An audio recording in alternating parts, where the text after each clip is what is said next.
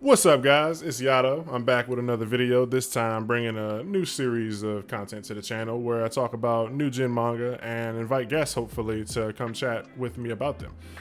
You may use the term new gen or heard people use the term, or things like that. And I think everyone kind of has their own definition, and the reason I wanted to make this series of content is because I normally see people talk about things like Black Clover or Fire Force or My Hero, and they're saying, this is the best new gen out, but nobody ever really gives credit to the little guy, the actual new gen series that come out day after day. A new series might have started last week or last month or last year.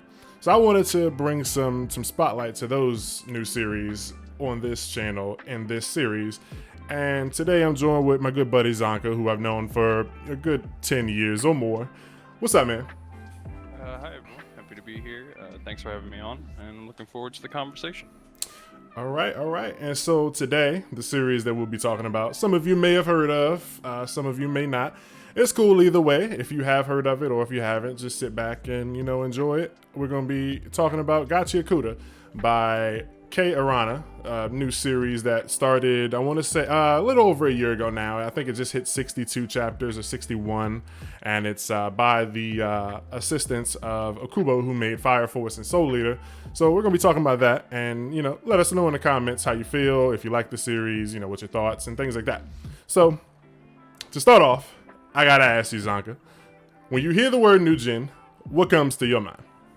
At this point, with so many years of reading manga, I always consider new gen whatever is sitting in the right around 50 to 100 chapter mark. Things that are popular enough to stick around, but may not in the foreseeable future stick around if they don't catch on to a wider audience. Okay, so as you guys, heard in the intro, I kind of feel differently. Well, the same to him, but I feel differently to most people. Where I guess some people kind of will say new gens are, anything under 10 years, or every 10 years starts a new generation, or anything that basically as soon as the anime comes out is it's now part of the new gen. But like, I consider, if it's actually new, it's new gen. If it's 8 years old, if it's celebrating a 7th year anniversary, I don't think it's new anymore. And so stories like Gachiakuta and I'd put Undead Unluck in there, and Ranger Reject. There's a lot of new stories. Stories come out every day, and if you know me, I like to be fresh up on the new stuff, talk about the new stuff, share it with my friends, share it with Zonka and whoever else. We all bounce new stories off each other. So new gen, it's a term, and I think a different type of attention should be given to that word instead of just always talking about the stuff that's old, but like never giving attention to the stuff in between. So so for you, when you are reading a series, are you okay? Like, are you normally checking out stuff from chapter one? Do you, wait a while? Are you one of the guys who is like, I'm gonna wait until I make sure it's not axed? It's got to have 100 chapters for me. Do you wait until it gets an anime, or are you day one? How are you when it comes to Uh, reading new manga? I'm I catch a lot of things day one. Pretty much anything recommended to me. At the point it's recommended to me, I add it to a list and I try to get to it as soon as I can. Um, if I catch a series on day one and it hooks me, I'll read it every week until it stops being a thing. But sometimes I'll pick a series up and put it down for a year at a time. Okay, so for Gachiakuta specifically, the one we're talking about today, is there anything you want to start off by saying? What caught your eye? Early. What made this be the series that you decided to read? And when did you start it? Did you start it from day one, or were you like did it when you started? Was it already 20 chapters out, or 60 chapters? When did you get into it, and how did you feel? What was the thing that like caught you? If you're even a fan of it like that. Yeah, I was day one when chapter one came out. I actually think you recommended it to me. Oh. And then I liked the world and the art style. The art style is a huge draw for me. I'm a lot of anime starts to look, or like a lot of manga starts to look the same when you've read so much of it. So when you get those series that look unique, it's a nice change of pace, and the world is interesting. It's got enough layers to make you ask enough questions to keep you wanting to read more of the series. Okay, so I think one thing that is like definitely unique about the art and how it looks different is I believe Kei Arana. I'll just say Kei for now, but I don't know if that's their first name or last name. But sorry if it's comes off as disrespectful, but I'm gonna say Kei. I believe they actually like have a guy, like they have a like a graffiti artist. They actually hire a graffiti artist to do a lot of the backgrounds and stuff, and you can see that in some of the. It makes a lot of sense when you look at like the volume covers and the like the double spread page, and then some of the locations, like in that one arc where they go to the graffiti town and like it's just graffiti everywhere. It looks like really cool. It's like I want to go there. I was sad we didn't spend, a lot of time there, but like the art really, when you see it, it's like this isn't the type of series that you mix up with anything. You're not looking at it and it's like, oh, is that like a My Hero? It doesn't have that same bubbly art as like My Hero or Black Clover. It's very distinct. Like if you know what the series is, you recognize it. Even if you've only read, 5 chapters, I feel like if you see a panel from chapter 55, oh yeah, that's Gachiakuta, because like the graffiti, it's like all over the place. It's crazy. It's like those damn Tony Hawk games or there's probably other games, but I feel like Tony Hawk had a lot of graffiti and spray paint and stuff. Yeah, for sure. Growing up on those games, that's a good example for anybody who grew up in that genre of video games. The world itself is very on the street vibes, like, tagged walls, trash cans, things are broken down, and it's not the best environment, but the people are doing the best with what they have. Yeah. Definitely. Everybody's just living, they're just all in this trash world. And so it's cool, the setting, it kind of, they kind of start off at this above world where Rudo, the main character, lives, and you kind of it looks like he might be living here, and we might be seeing a story in this world, but we actually found out that the main setting of the story takes place under the world that it starts in. Like he's executed and sentenced to death, and they shove him off the edge of the world that is currently known, and he ends up falling into this large abyss. Spoiler warning, by the way, if you haven't read these videos will likely have spoilers. Try to keep them light, but there will be spoilers. So main character Rudo, he's shoved off the edge of the world as he knows it, and he ends up in another world, and it's right below his world. Turns out, up above was the surface world or heaven or whatever, but now he's in this trash heap, and like in this area where there's trash everywhere, it's just you get a lot of creative ideas are able to come into fruition. Like a lot of cool things happen down here, and you see a lot of cool monsters and characters who have scavenged and found their way to survive in this wasteland where garbage is constantly dropped from thousands of miles, and dead bodies fall every day. It's really a cool setting. Like I don't think I've read anything like it. The only thing I can think of compared to would be Made in Abyss, but Made in Abyss is different. They the characters, they dive into this abyss willingly, and it's a well-known. Everyone knows there's an abyss. In this series, Gachiakuta, it's a whole new world that the surface world apparently doesn't even know exists, and it's really cool the things you can see down there, and the ways that they come and have combat down here, and the monsters and stuff that they see. How do you feel about the monsters? Yeah, that's actually one of the biggest things about this. One of the series' strengths, for sure, is the way that the world is structured. Starting in this slum area connected to this flourishing city, into having your world thrown away into a pit, into discovering this world of thrown away stuff where you thought you were at the bottom, now you're even farther down. Right. And this leads to all the dangers that exist in that world. and how they construct themselves into these creatures that are designed to be efficient at harming and killing through the accumulation of the negative emotions and garbage that are in the pit. Yeah, the whole idea behind the aberrant beasts is like really cool. Negative emotions gather and give souls to clumps of garbage and create these monstrous animals made out of like toasters and smelly socks and trash cans and stuff. And it's like you wake up in this new world surrounded with old discarded crap teddy bears and old dirty blankets, and now suddenly you're being chased by a giant like horse made of busted up fans and inner tubes and shit. And it's like, how do you even fight that? Like, what?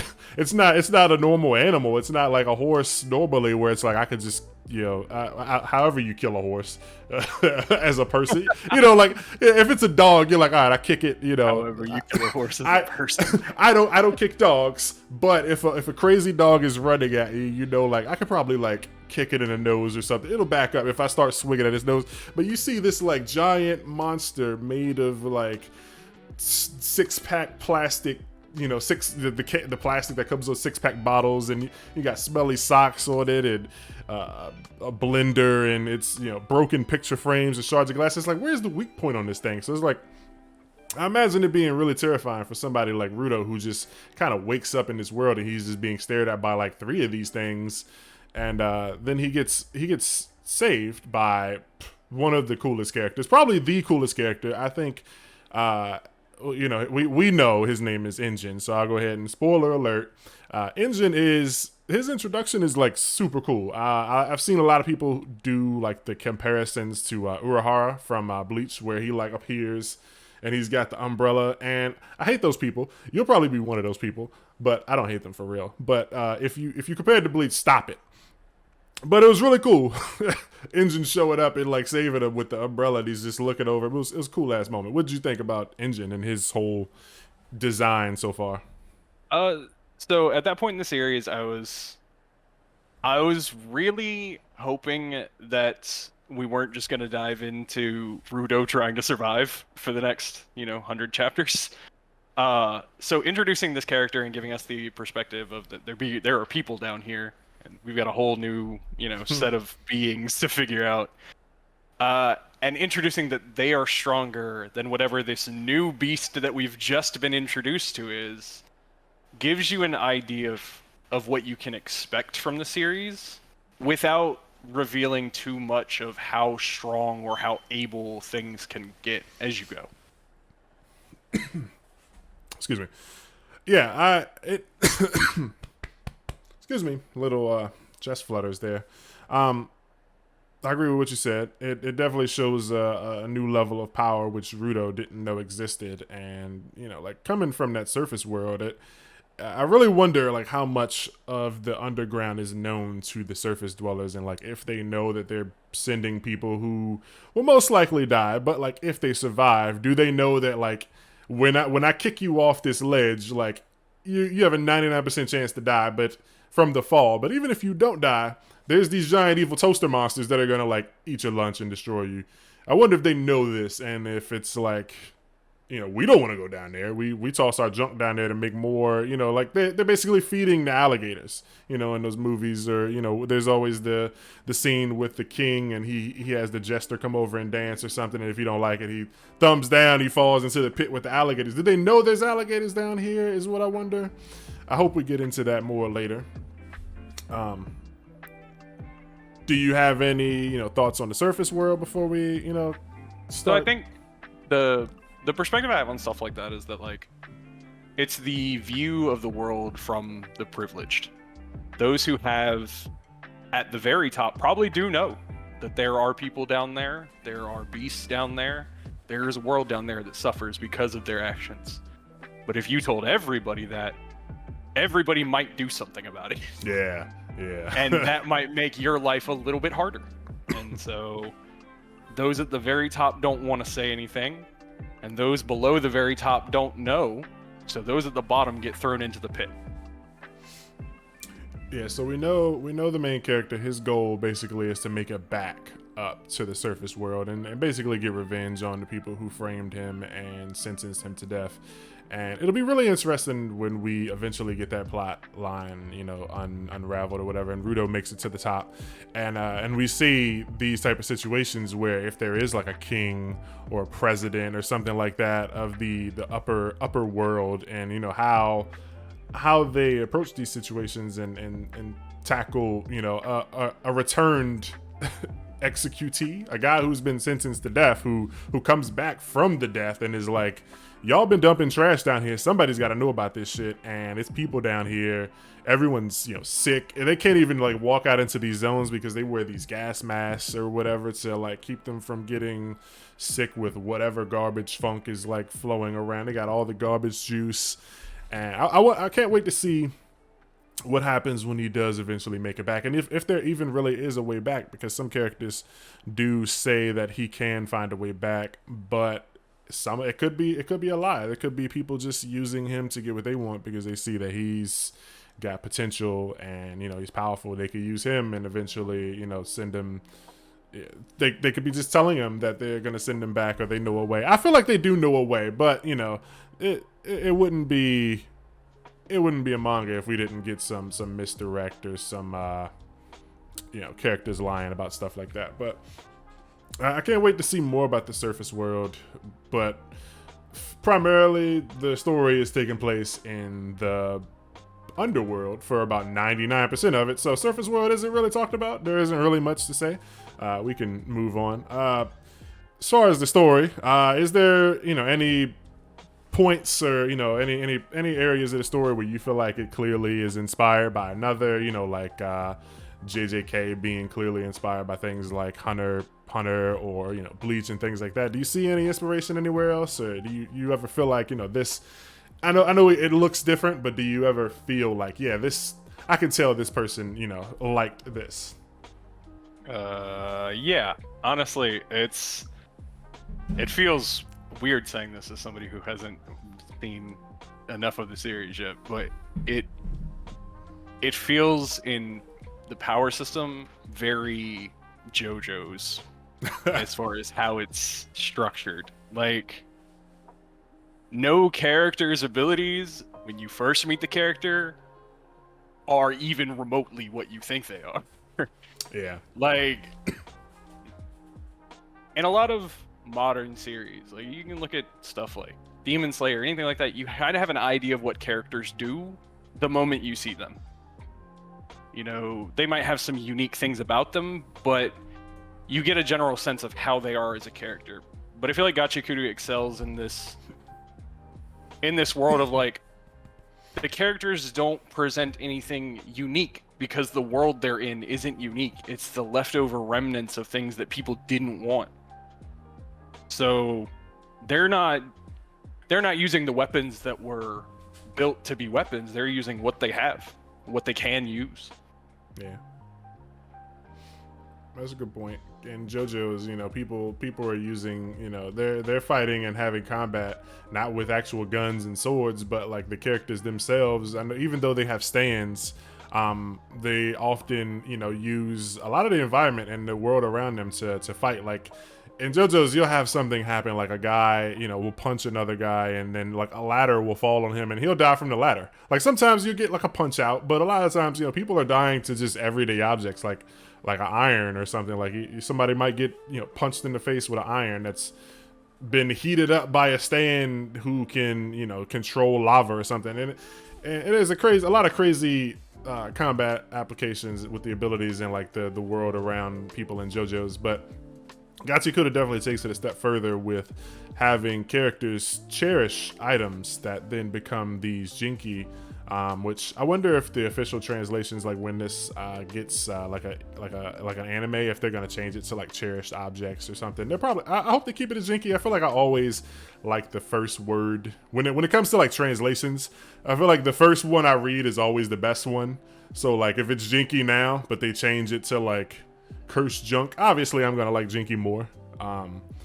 I I can't really think of another example right now, but I feel like you probably get what I'm saying. But it's definitely cool to see characters using stuff like umbrellas, and we have a character who her object is scissors, and it's like, yeah, if you stab somebody with scissors, of course it's gonna hurt, but her ability makes these scissors like massive.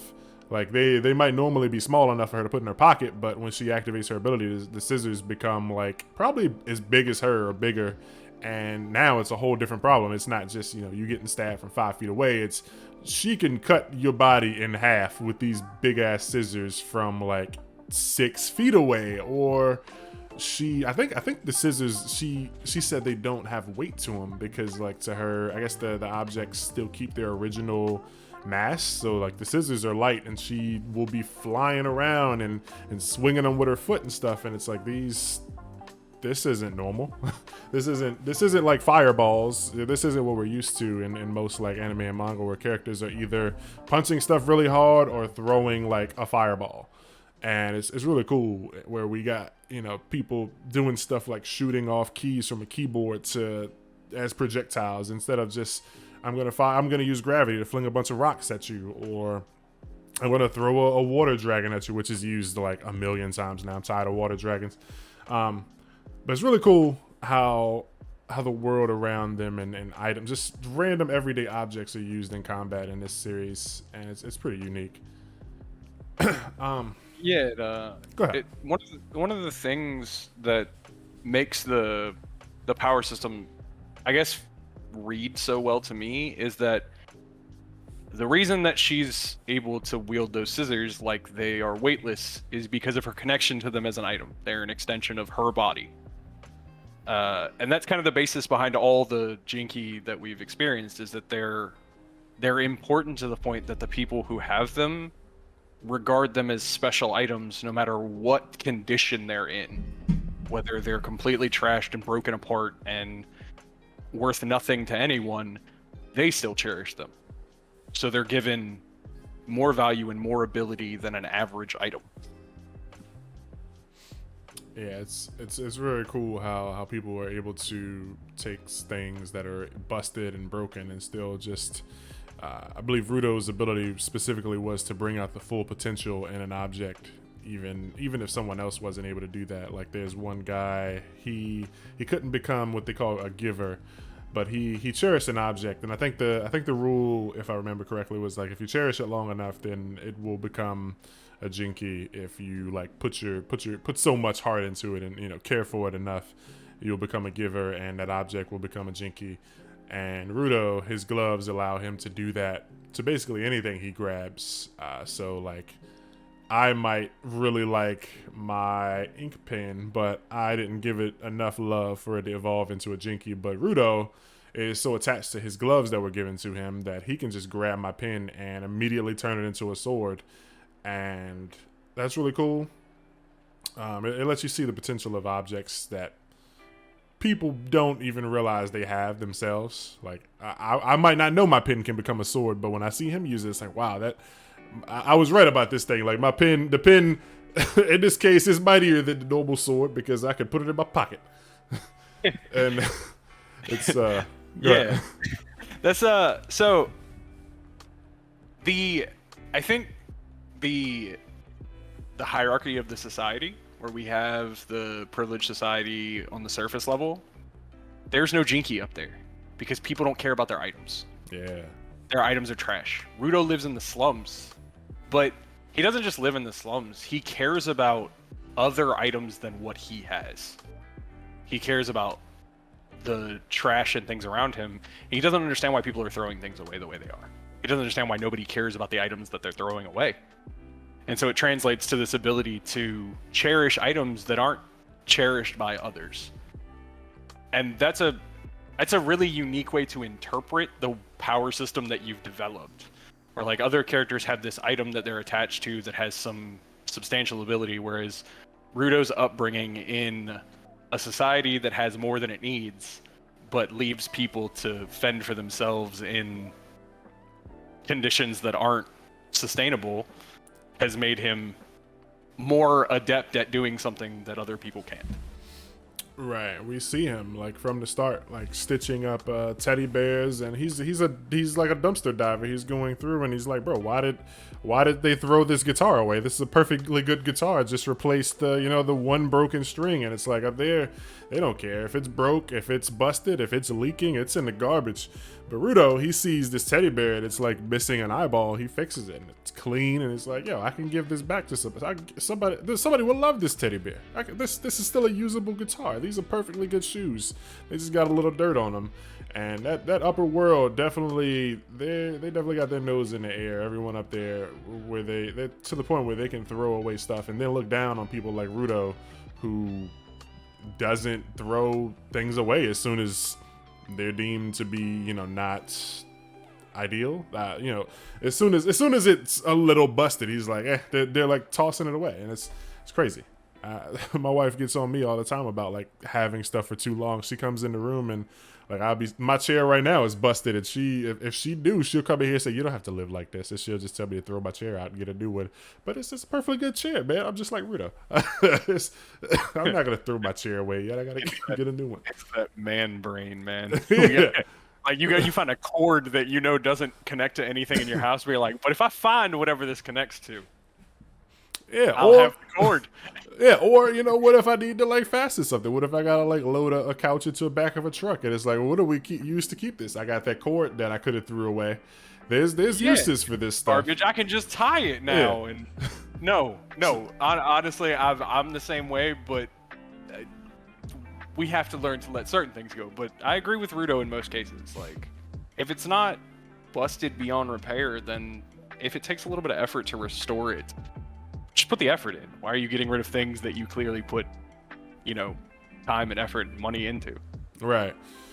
So, as far as Gachiakuta goes right now, do you personally feel like it has blown up? Do you see this as a series that would blow up in time, or how do you feel about where it stands as far as popularity right now? Do you feel like it's popular? I don't know how much you were on any type of social media or any areas where people actually talk about like manga, other than like the group chats and stuff that we have. I don't know how in the loop you are. So like, do you ever see or hear people talking about Gachiakuta, if you are in any of those areas? And if not, how do you feel it should be?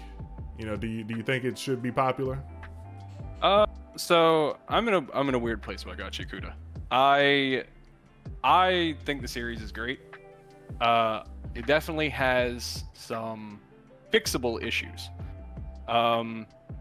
I don't know where it sits in popularity, and I don't really exist in those channels, but I can see why it wouldn't be popular. Strictly on the pacing of the series, there's a lot of information that's being packed into very few chapters. Like, this feels like the kind of story that at one point in time would have had, 100 chapters to flesh out the aberrant beast part of the story. But instead, we've been thrown into 5 different environments and been introduced to a power system, in addition to multiple applications of that power system, along with, I believe, 2 other power systems in like the like glyph thing, like the like blessing thing that they went to get, and then we also have like the how aberrant beasts are formed. And so like we've established a lot of parts, but we've established them in 60 chapters. Yeah, so I agree with that, especially the pacing. The pacing, when you talk about it, when you mentioned that we've been to 5 different places, I kind of forgot how many locations we've been to, and it's like, yeah, we started with the surface world. That was over quick. We didn't really spend time developing that at all. We'll probably go back there sometime later in the end of the story. But then we're thrusted into this underworld, and obviously everything so far has been in the underworld, but like the different places we've been to, the camp, the good guys hideout, the janitor's crew spot. We've been to Amo's lighthouse. We've been to the graffiti city, and that was the one that really bothered me the most, because when we first got there, my first thought was, okay, cool, I really like when I start a new series and, it goes through its, 5, 10, 7, chapters to set up its intro, introduce its characters. We learn what they're about. And then we go to, like, the village and it's like, hey, this place has a problem.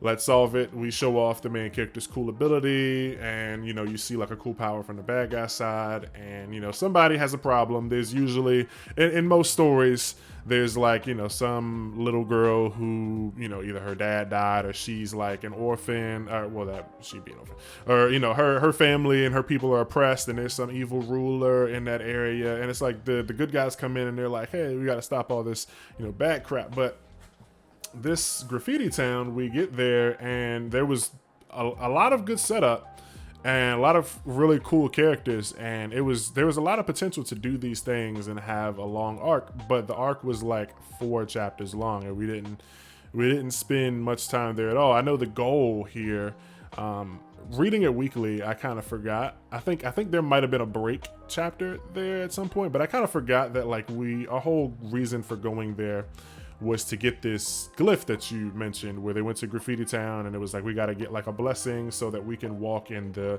cursed zone and not like die or become super sick.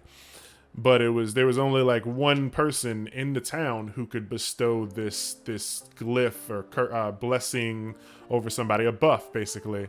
And we learned that they passed away, but they had a person that they were passing the torch to. And there was like there was some conflict there, but it was resolved, kind of. Like, I really feel like we should have spent more time there and got to know these people and got to see, more of what their day-to-day life was like. And, especially when you look at how detailed and like how crazy the art was in this new location. The landscape was incredible. There's graffiti everywhere. I feel like this place so far showed off the art the best in the series so far. And the pacing really, like, I didn't like that we left in like 5 chapters. How'd you feel about that arc? If you remember. I think the perspective of our perspective is that we're used to series having some time to flesh out. Like, we grew up in the era of Naruto and One Piece and Bleach. And so main characters and world building, you got like 100 episodes of world building in those series. But this is a little bit different. I think what the takeaway is, and I'll expand on my pacing issues in a second, but the above ground, we stayed in a short amount of time to introduce it and say it was there. We also needed a point in the underground that is like a safe haven, like a hub, and which is why I think we didn't spend a lot of time in Graffiti City. Graffiti City looks like nothing else in the series, and I think that's for good reason. That in the underground, it's the above ground. Mm-hmm. It's the place that people go to escape everything because there's safety there. The only person who could bestow that safety existed there, so society built its way around it. And that makes sense why there's no conflict, because if that's the only place you can get it, then there's no reason to attack it. So I think the city being a short stay just shows that there are places in the underground that exist that aren't all danger. Mm-hmm. Like, you're not always in survival mode. But at that same time, you get the base cross-section to that, you get your main group of characters base, where immediately it's like, there's danger here. Like, from the outset, there's danger here. Yeah. And we're dealing with that. And so, while I want to spend more time in Graffiti City, I also think it's one of those things that if that's our safety zone in the underground, I don't imagine we'll spend a ton of time there in actual arcs. Yeah, that makes a lot of sense. And I completely forgot that it was kind of like a safe haven. I believe they threw like a parade or some sort of celebration when the next like graffiti pin shaman buffer person, kind of like finally accepted their role as like the next step. And that was cool. I kind of did forget that it was like a safe haven. And you make a really good point that this is like the surface world in the underworld. So that's a cool way of looking at it. I definitely didn't think of that. As far as other arcs, I'm cool with the other arcs. Is there anything, that really struck you as odd so far in the series? Like something that you didn't really care for, didn't like? What do you think, probably looked at, as Uh, time goes on? so the biggest gripe I have with the series currently is the pacing and structure of how we're handling multi-character fights. Um, we're doing a lot of like, here's some fighting, and then go check in on these people over here, and then here's some fighting, and then check in on these people over here, which is fine until you start involving characters that you've spent time with. So when we're spending time with our cast of characters and the situations they're in, they're being separated into these individual fights, but there are certain fights that you want a spotlight on your stars of the series. And it feels like it's very disjointed right now, almost like testing the waters of who's popular. Like what do the fans like? Like what characters do they like? Right. So we can focus on those fights and those characters going forward. Yeah, I think like it's so far they're still fishing for popularity when it's weird in the situation that we're in with like Zanka. Like Zanka has had. Wait, actually, before I ask that, another question. This is probably obvious, but in this series, who is your favorite character? Yeah, no, that would be Zanka. So this is the name where it can you picked this name because of Zanka here. Yeah, yeah, recent change. He's one of those characters that stands out by not being exceptional at anything. And he always seems like he's just fed up to be there. He does what he's required to do, Yeah. and he's always willing to go the extra mile, but he never likes doing it. He reminds me of a little bit of Kusakabe, now that you put it like that, from JJK, where it's like he's just there to collect the paycheck, and so he doesn't get fired. And it's like he doesn't want to fight. Like in the last arc, not the current arc, but in the Shibuya incident arc, he's just like he shows up. He blocks an attack, but he's like, bro, I do not want to be here. Like these guys are like giants stepping on ants, and I'm an ant. Like I'm not, like I'm strong, but like, bro, I don't want to be here. And I'm pretty sure he says that like straight up, like I don't want to be here a couple times. It's funny to see characters like that, and then you see Zanka, and he's that type of character. He's got his power is the love stick, which I can't remember if they changed the name officially, but that is a ridiculous name.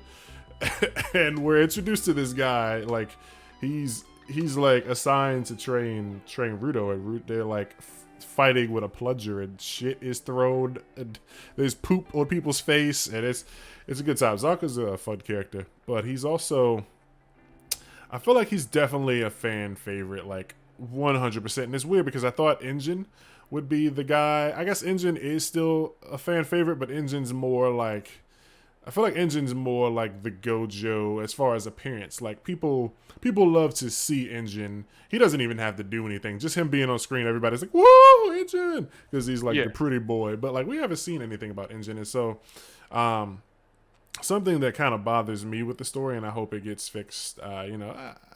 Fixed is probably not the right word, because who am I to say like fix your story? I'm not saying that, but something that I have a gripe with, and I hope I start to feel differently about is not just the pacing, but the focus on characters. And my boy Shonen Noji, he did a video talking about this same series, and I agree with the point he made, where we don't know why like 80% of these guys are doing this, besides the fact that they're in this underworld and they kind of have to survive. I don't know why Engine's a cleaner.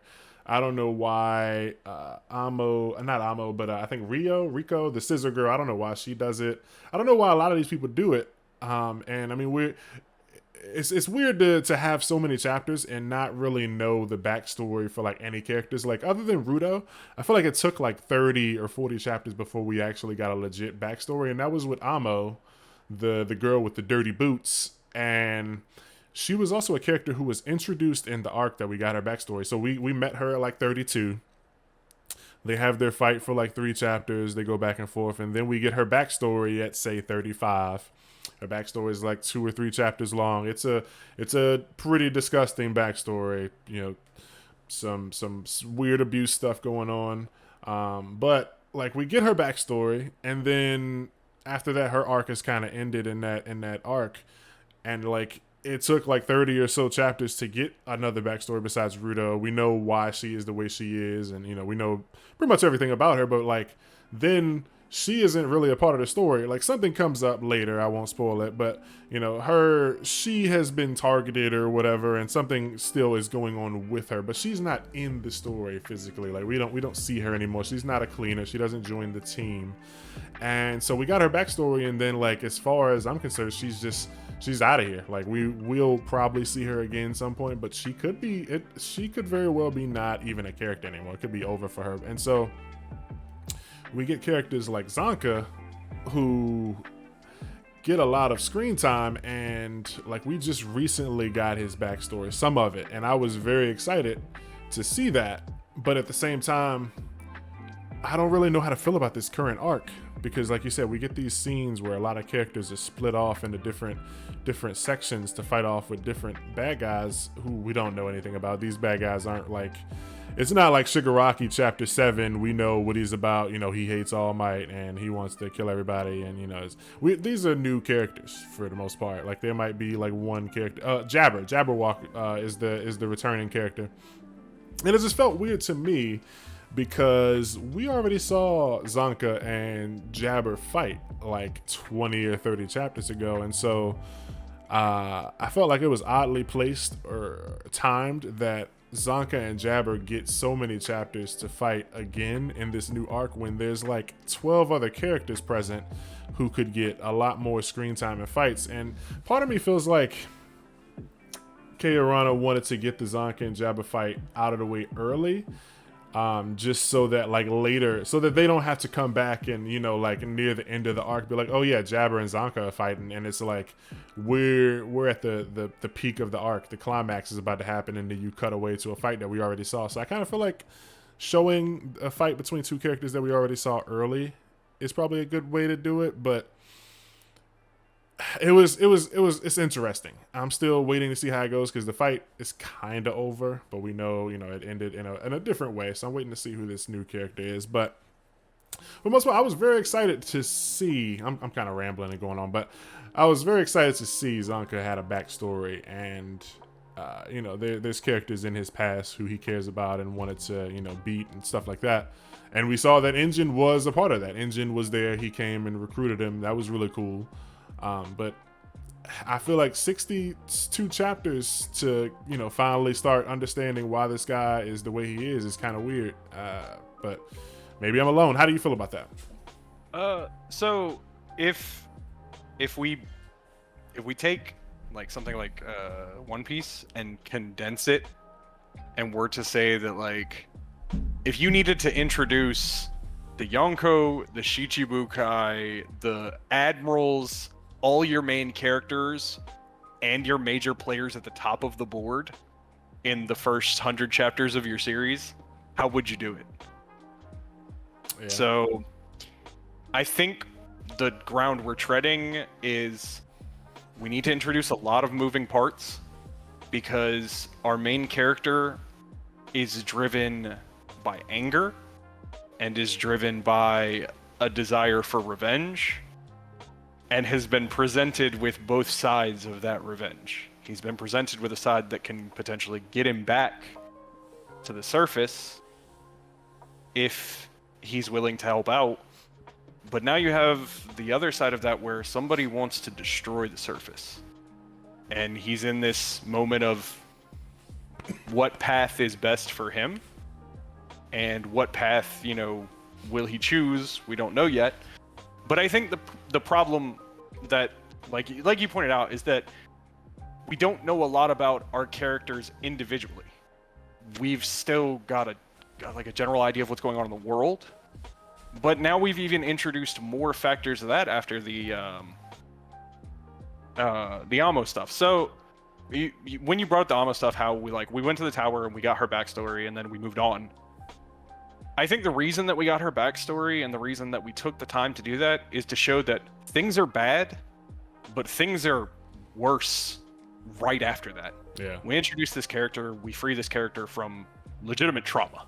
Like, and a lot of series won't touch on stuff like this, but this is like a really, and that's a warning for anybody who plans on picking the series. This deals with some very dark topics. Right.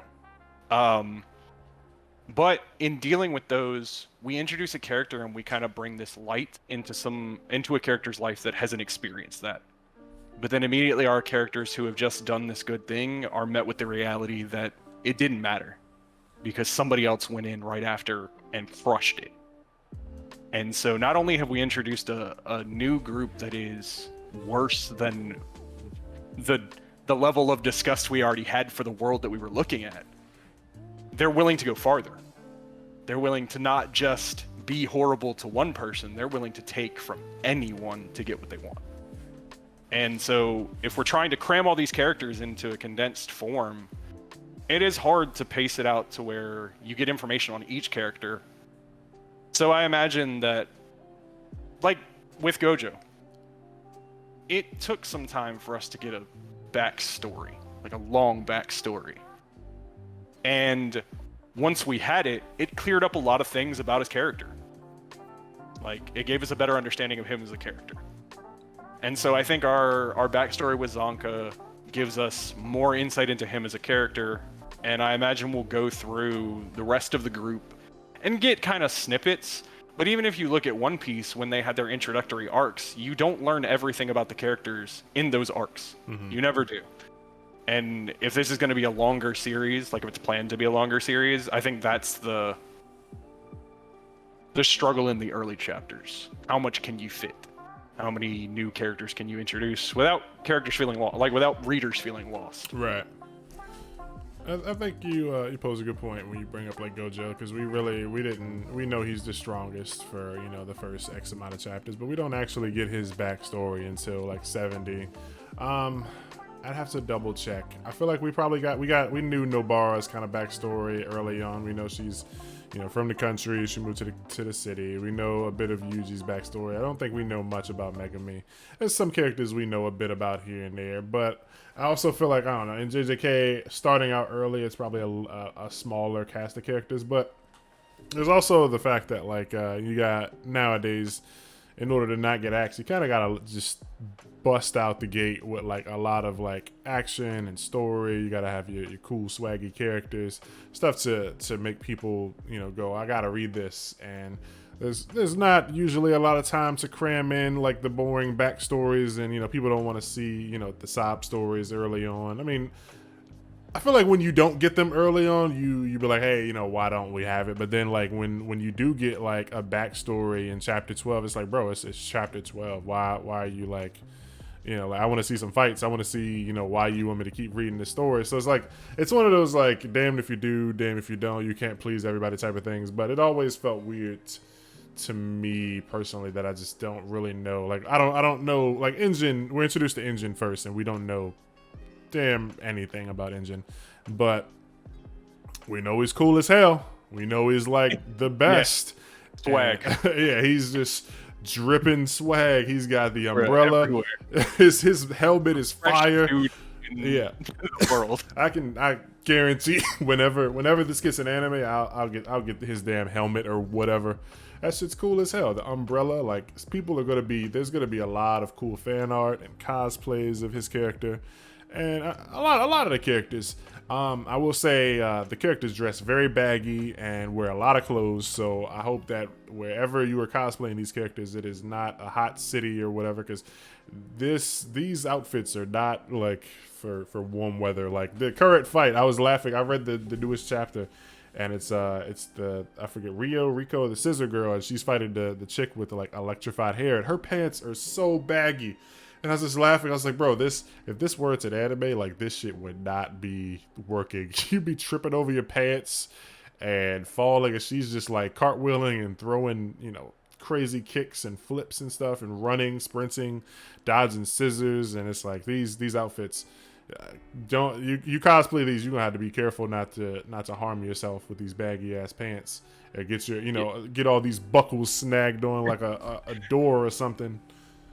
Nah, I don't know. I don't know if you had this part of your growing up, but I'm gonna date myself real quick. But it really reminds me of like the like street style of like games like Jet Set Radio Future, and like that baggy, tech like music, like man, like the like techno street vibe, graffiti, rollerblading, those games. Yeah, it's very much that. And so like cosplaying it, probably not super hard. Like it's all simple stuff, because like you're in a land where it's just the thrown out remains of other people's stuff. Like you could probably do a Gachiakuta cosplay. You just go to a thrift store, and browse around for a bit. You're like, buy some oversized clothes that look similar. Bam, done. Get your cosplay. Stitch a couple quilts together and make a jacket out of it or something.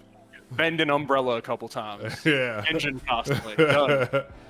And now that you say that, I completely forgot. I never personally owned Jet Set Radio Future, but I know what it is, and it's it just reminds me. I wonder like if the author played that game growing up, because that's very that, and I wonder what type of games they played. Where graffiti and this like tech and dressed in like a lot of baggy clothes and just a lot of clothing in general. What type of things did they see or experience to come up with this story, and that also like takes me into the next thing, where this author is an assistant to a former assistant to Kubo, who, like I said, made Okubo, who made, not Kubo from Bleach, but the guy who made Soul Eater and Fire Force. And earlier I asked if you had any like obvious inspirations and stuff, but there's a lot of art in this. Like the art does remind me a bit of Okubo's art, and that's obviously because they worked under him, and you can see the same styles of drawings and the character faces sometimes from things like Fire Force and stuff like that. Did you like Soul Eater, right? Yeah, no, I was a big Soul Eater fan, big Fire Force fan. Yeah, the art, the structure for characters is very. It's not so close that you feel like you're watching those series. Like it's different enough to where you definitely don't feel like you're in those series. Mm-hmm. To bring up a series for comparison, Fairy Tail and Eden Zero. Yeah. Look, yeah, I don't know what it is, but all those characters look identical all the time. So I think go ahead. So like the difference in art is removed enough where you don't feel the similarities, but if you looked at them side by side, you can definitely see like the structure of like facial expressions and things like that very similar. Yeah, I think there was actually a moment like right as Gachiakuta was starting. It started after Fire Force ended, and I'm pretty sure I remember there being a tweet where Okubo was basically like, "You're next," and it felt like a very pass the torch moment, kind of like when All Might pointed at Deku and he's like, "You're next." That's what it reminded me of. Like you're the next big one, because Fire Force was a pretty big like magazine runner. Weekly Shonen magazine doesn't sell as much as like Weekly Shonen Jump, but it's got its bangers, and every now and then it has something that sells more than like everything else. And I'm pretty sure Fire Force before Tokyo Revengers was the thing kind of leading the magazine, and I imagine they all hope that Gachiakuta reaches that level too, and I feel like Gachikuta's been getting a good amount of love from the magazine, so it's cool to see Okubo saying like, "You're next." That type of thing is really, really dope, and you can see the art. But another thing I was gonna say, because I forgot to mention my shit, I think I just lost my train of thought. If you got a thought, anything you want to throw in? Yeah, actually, give me.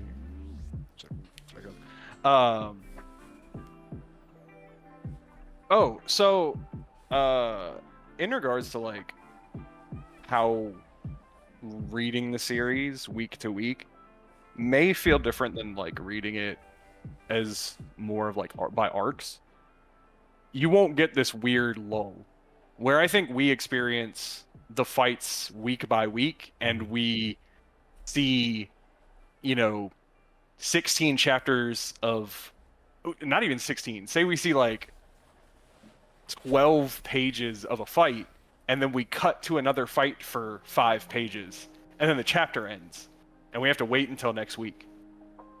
I don't think that happens when you're reading a volume of manga, right? Like you're not just reading one chapter. So while now it might feel weird, once the volumes start releasing, that could change entirely. Because like this stuff with Zanka could be condensed into just a volume. You would read about Zanka in that volume, and then the next volume would just be something else. So I think as a whole, the story will feel better in chunks rather than one chapter at a time for anybody looking to pick it up, and will make it to where you don't feel like you're you're reading one story and then all of a sudden you're just yanked to a completely unrelated story that has characters that you don't know very much about doing something that you don't know very much about. Yeah.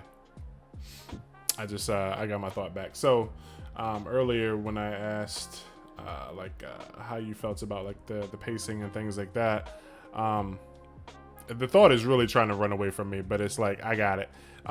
So right now, this story, I like it a lot, but I wouldn't consider it like my favorite. I'm like into it. I really enjoy it, and I would recommend it to people. And I like it enough to talk about it on my channel like this, and bring it up and have a conversation for what's probably an hour right now. I haven't looked at the clock, but I'm still not hooked on it. I'm not so. It's not like. It's not something that I would put in like my top 10 news stories, I don't think, and I'd have to think about it and see what I would put there. But like I think the reason is like I'm still waiting on there to be some major moment, like turning point or events or something in the story to really like hit me like boom, damn, like that's really Gachiakuta. And it doesn't bother me so much because I really felt the same way reading Fire Force. I can't remember how I felt reading Soul Eater because that was so many years ago, but when I first read Fire Force, I liked it. I told people about it. I said, you should go read Fire Force. I was telling everybody about it, but when I was reading it, it was just like, okay, this is cool. I think I feel better about Gachiakuta early on than I did about Soul Eater, but like they both have the same, like, it's cool, but like if you waited, probably another 30 chapters, it'll probably be better. Which, I mean, on a binge, everything's probably going to be better. But for Fire Force, I didn't actually get sold until about 70 chapters in. And I want to say that's when Netherworld arc hit. And, like, if you remember, like, that Netherworld, the Nether arc was crazy. They go down there and people are, like, suddenly getting decapitated. And it's like, maybe I'm a me hit. But, like, that's when the story really hit for me. And after that, I was, like, sold. I was high sailing. It was like, boom, yeah, Fire Force is one of my favorite things to read. I feel like this current arc in Gachiakuta has that potential. I've been feeling this way for a little while, even before we got in this little like sewer fight arc that we're in. And so as soon as we got dragged down here and we meet like the bad guy's boss and all of the rest of his crew, I was like, okay, so this might be the turning point that I'm looking for. Something, to like really cement the series. Like we know we have a face to the bad guys. It's not just the monsters, and it's not just Jabber, goofing, running around slashing people. We know who is pulling the strings as far as the antagonist force goes in the underground. And I really think this arc has the potential to really flip the switch on me and make me go, okay, I'm a Gachiakuta guy now, because I'm not a Gachiakuta guy yet. I'm a fan, but I'm not a guy. Like there's some series that I would say like Ranger Reject. Like I'm a Ranger guy. Like if you come to me, I'm a Down guy. Like I'm a Chainsaw Man guy. Like I feel like people that really know me, in these circles that I talk about manga, and they're like, okay, yeah, if I feel like sometimes you could associate people to like a series. And I actually asked that the other day, and I was like, Is there even a series that people like associate with me? And people say Ranger and Donadon, but Gachiakuta hasn't hit that point for me yet, and I'm hoping that this current arc does that, where it's like, okay, like I'm like all in. I'm still not all in. I'm still holding on a little bit. How are you feeling? Are you all in? Is it a staple in your reads? Yeah, it's definitely a staple in my reads, mainly because of the world itself. Like, I think the world is interesting enough to hook me, whether the story feels cohesive yet. Like, for any author, there's some growing pains. Like, there's 1,000 different variables when you produce a series. So maybe things won't click now, but I like the environment, the structure, the powers, all that stuff. So I'm definitely more on board than I'm definitely more on board than you are, in the sense that, like, yeah, I'll say I'm a Gachiakuta guy, in the sense that I think there's enough there to be a long running series with some real unique flair to it. I feel like what you're waiting for is for the series to explain to you what the stakes are. That's what it feels like, where you don't know what the actual danger is, right? Because none of our characters have experienced actual danger yet. Yeah. Like, everybody's kind of made it through so far. So we're still in this middle ground of, we aren't sure what the stakes are, or how high the stakes will get, or how expendable our characters are. Because maybe after all this backstory, Zanka doesn't make it through this arc. Yeah. Like, imagine that world where at the end of this arc, we are moving into the next arc without a character like Zanka. And it's like, yeah, I'm glad we took the time then, because killing off a character has ramifications for the rest of your series. And it sets the tone for how you're going to use the environment and the world that you've built to apply stress and emotion for the reader. I think you're right, and it goes to show like how well you know me, because I completely didn't think about it. I think it's definitely got something to do with stakes, and it's like everything so far. Like, people get messed up in fights, but at the end of the day, they come home and they're good, and people eat their lunch, they go to sleep, and they start the next arc at 100 HP, and they keep kicking. And if somebody like Zanka were to die, that would be crazy. I'm not somebody. I will love a character to death. And as long as they, like, if they die, as long as they get a good death, like, as long as they go out cool as hell, or they go out swinging, or if they're like a bitch character, as long as they, like, they go out cursing everyone on the way out or something, as long as they get a cool, glorious death, I don't care if you kill my favorite character in the series, I won't drop it. Like, I know people who stopped reading Naruto because somebody, a specific character died. I know people who stopped reading, or stopped watching The Walking Dead when their favorite character died. There's a lot of these stories where it's like, if my favorite character dies, I'm done. And it's like, nah, I'm gonna still see through it to the end, see it to the end, because if especially if they got a good death. If it was cool, if they went out like a gangster and it was a respectable death, then I'm here. I do wonder though how long the story has in the tank. I feel like it has a while. I don't know if I ever talked to you about it, but did I ever mention, or did you ever see it where the author actually tweeted right after the arc with Amo, where they tweeted something, or maybe it was in an author comment, and they were like, it feels like I'm finally out of the prologue. Did you see that? Yeah, I think we talked about that, where, like, yeah, it feels like a lot of that up to the Amo stuff was really just, these are the players from our main character's perspective. Like, introducing Naruto in the village. Before we move outside the village and introduce, like, Orochimaru and any of that, and any of the other villages that exist in the world, we set the stage of, like, this is what's happening at home. This is what's happening to your character that you're following right now. And so, that's it. If this is a good comparison, this arc right now, we've introduced our Orochimaru. Yeah. Like, we're examining what the world looks like from the side of somebody who's fed up with it. They are done with all of the nonsense that they've been put through, and they're ready to tear it all down because of it. And so while I think we have this mishmash of characters that we don't have a lot of information on, we do understand how they're together. We understand why they're together in the sense that the world is dangerous and we need to do something so we don't all die. Yeah. But it does a good job of showing you how expansively strong the world can be, because with the introduction of the what did she call herself? The girl with the glasses, like secretary. I don't think that's right. Yeah, I forget if she called herself something. She's definitely like a secretary, but she's Like a like, receptionist. yeah, but she's baller. I can't remember her Yeah, ability other than like she could see stuff with her glasses. But I yeah. remember I feel like she did something with like wasn't she like blocking rockets at the front door or So something? her glasses let her see and predict, and maybe manipulate the trajectory of things.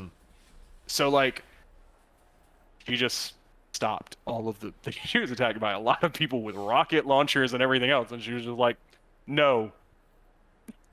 Yeah, Like now we have a character who's basically, in regards to projectile weapons, a god. yeah.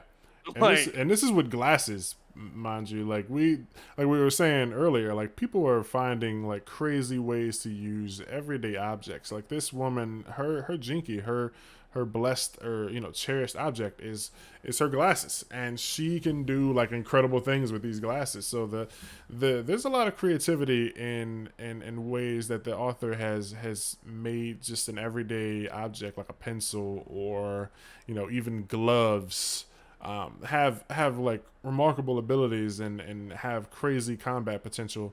So I really can't wait to see what other characters would do. But you really got my mind spinning now, because I didn't even think about like maybe the reason that I wasn't locked in was because of the stakes. And if they do kill Zanka, that would be crazy. I don't think it'll happen. I would still read it. I don't know if you would, but I would still.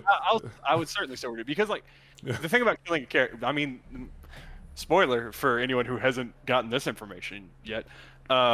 When they killed Ace in One Piece, it was like, Ace was my favorite character. Bruh, if there's somebody who watches this video and doesn't know that happened, How dare and then you? goes and complains on the internet that I said that, I'm sorry, because I would never be doing that for you. Yeah, that shit was like 15 years ago. Yeah, I was like, it's been a while, so I think I'm here for spoiler warning. But Ace was my favorite character, and that moment is pretty big in the series because no one dies in One Piece. Yeah. So like, if a series kills off a character and killing off that character means something, then we've done the right thing. Like, we bring up another popular series in Black Clover because we both feel the same about this, I believe. But don't kill me in the comments. Yeah, all right. So I'm not trying to attack any Black Clover fans. I love all of you. Let's make that clear. I also support all of you for loving Black Clover. So, the things with Julius after the whole elf situation felt like we had a chance to make the world feel like it had some stakes and there was consequences to the things that were happening, and then we took them all away. We played it safe. We didn't do the thing that was most constructive for like the world from an emotional standpoint, and so it fell flat with me, where like I didn't feel like I needed to worry about any of my characters for the rest of the series at all, ever. Yeah. Like, I don't feel like anybody is in actual danger, which kind of sucked, because I think the Black Clover universe is fantastic. I think the power system's cool, and I think the concept behind most of the series is really enjoyable. But when you take something as big as like a monumental moment of a character making a judgment call and a sacrifice and restructuring what you know about the world, and then you undo all of it, it feels like I wasted my time reading the series to that point, where like, what was I doing in the last 30 chapters? Why did we do all of that? Any Black Clover fans that made it to this point of the video are now just furiously banging the keyboard in the comment sections. I'm not even gonna get into Black Clover. I agree when Julius like did the thing and then he came back from the thing and then he became like a Lucky Charms eater, you know, in war table meetings. I was like, I'm not really a fan of this because like he could have just kept dude dead, but like he went out gloriously. That's what I'm talking about. He had a beautiful death. It was great. He was the guy. He was the king. He was the emperor, the wizard king. He saved the day, and then he came back after he died, and I was just like, bro, like, I feel like, you know, I feel like I kind of got cheated. And I mean, sure, you can say like, oh, he was, you know, he turned out to be the big bad guy or whatever, and I don't care. Yeah, that makes that sacrifice and then unsacrifice even more confusing. Yeah. Why did we do all of that if he was the big bad? It's like, it's one of those things where I'm not saying anything other than my opinion of what happened in the series. Yeah. So Black Clover fans, please don't attack me. But I just wanted to feel like that something there mattered, and then we went down a completely different path where I was like, well, now what? Right. Why did we do this part of the series? Was it solely just to make these things happen for now? Like, it's just one of those temporary moments. It leaves you in a situation where it's like, if somebody like ever looks like they're about to die, like, should I even care? Like, are they? The answer is no. Yeah, they're gonna make it. They're like, somebody's gonna get their leg broken and their neck snapped, but the next arc they're gonna be starting from 100 HP with buffs. Like, they're gonna have a new form unlocked, and they're gonna be stronger than they were like when they got their neck broke. And it's just like, I don't know. Zanka dying would be cool, would be crazy, especially if he goes out like the author has definitely done some misdirect. There's another word I want to say, and I just forgot it now that I want to say it.